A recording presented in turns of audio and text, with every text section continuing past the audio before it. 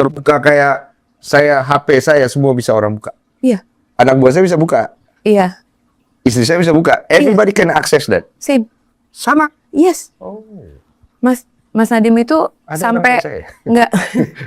nggak bisa ngobrol nanti suatu hari, semoga Mas. Menarik. Tapi segitunya dia bahkan handphone aja waktu itu cuma punya satu nomor, nggak pernah ganti di 20 tahun itu. Karena nggak ada tuh yang mau ditutup-tutup, diganti-ganti saya gitu. begitu, iya. Iya. Dan saya bisa bertanggungjawabkan. Iya. Anyone can see. Iya. Makanya dulu kalau bercandaannya gitu kayak, oh Mas Nadiem nggak ada nomor satunya lagi atau apa, dia bilang kayak nggak ada. Pak Nadiem transparan itu? Iya.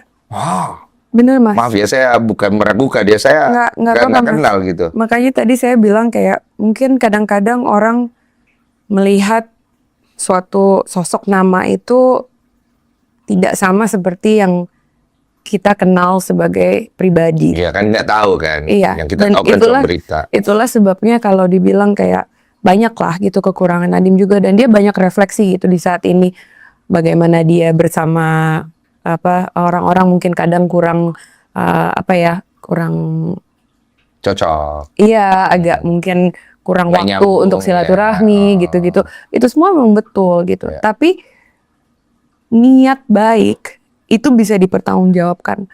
Perbuatan-perbuatan, semua pilihan-pilihan yang dia lakukan dalam pekerjaannya, dalam niatnya untuk berkarya, itu saya segitu yakinnya Mas. Makanya waktu dia di kasus ini dimulai, waktu dia itu ditahan dan semuanya mau dicek, kayak semuanya bahkan tanya ada nggak yang bisa dipakai nih nanti gitu. Dia bilang kayak nggak akan ada.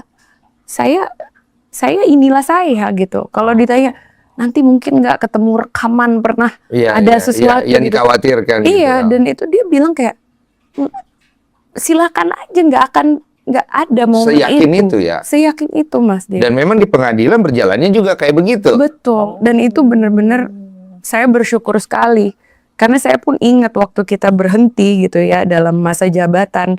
Saya duduk sama dia di balkon waktu itu, kita ngobrol gitu, sudah selesai, dan banyak sekali yang bisa disyukuri. Dan salah satu yang paling ia bisa syukuri adalah dia tidak pernah harus berkompromi dalam integritasnya. Itu bulan Oktober tahun lalu. Saya ingat banget. 2 tahun lalu sekarang ya. Kalau kamu melihat orangnya megang integritas tuh sampai nyawa-nyawa maju gitu. Pasti.